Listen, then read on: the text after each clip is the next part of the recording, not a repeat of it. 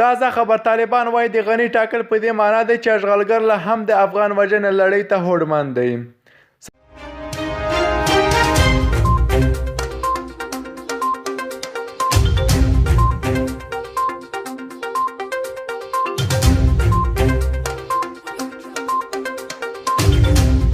سلامونه ګران دوستانو، بیا هم ویډیو ته په خیر راغلی. که چینل هم نه سبسکرایب کړي چینل ته سبسکرایب کړئ او ویډیو ته سره لایک او تر پایه پورې وګورئ.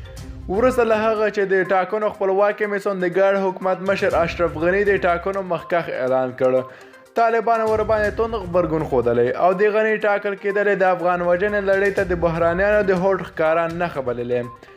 د طالبانو له رسمي ادرس څخه د ورځې تبصره تر نامه لاندې خپره شوې لیکنه کې چې د طالبانو رسمي نظر څرګندوي راغلی دا چې اوس یو ځل بیا غني د 5 کلونو لپاره د جلي انتخاباتو په مټ يرغلګرو ولسمشر اعلان کړ.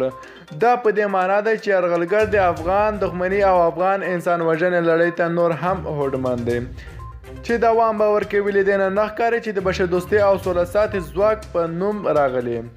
دا بحراني اشغالګر هیڅکله پر افغان ولس د نسبي سوکالي او رحم اراده نه لري. خبر په نه وړاندې زیاتوي يرغلګر باید په دې ځان پوه کړي چې دا رژیم نور په افغان ولس کې دومره منفور دی چې تصور یې نه کیږي.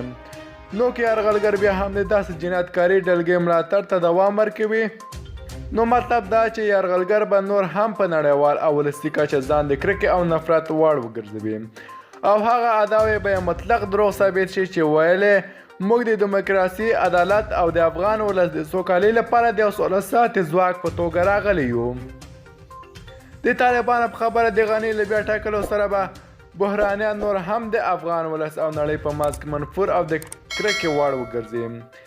یاد دې وي چې تېره ورځ هم طالبانو د یوې رسمي اعلامیې له لارې د غني ټاکنه د سولې د روانې پروسې له منځپاکې سره په تعزیت کې بللې وه. ګران دوستانو، دا ویډیو تر همدې پورې وه. که ویډیو مو خوښه سوې ویډیو سره لایک او چینل